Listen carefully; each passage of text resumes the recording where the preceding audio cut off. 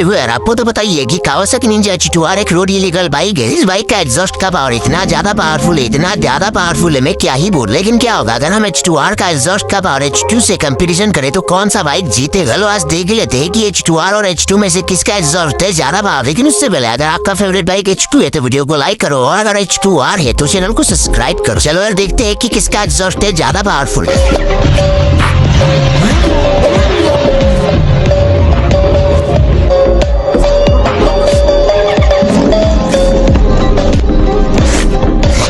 सबसे कौन सी का कमेंट में जरूर बताना यार। सच से बताना, निंजा H2R ज़्यादा बेस्ट है कि निंजा H2?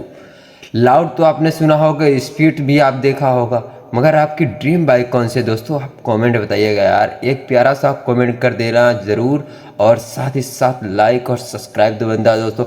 ऐसे ही वीडियो देखने के लिए हमारे चैनल को ज़रूर से ज़रूर सब्सक्राइब करें। मिलते हैं नेक्स्ट वीडियो, तब तक बाय बाय दोस्तों। Thank you.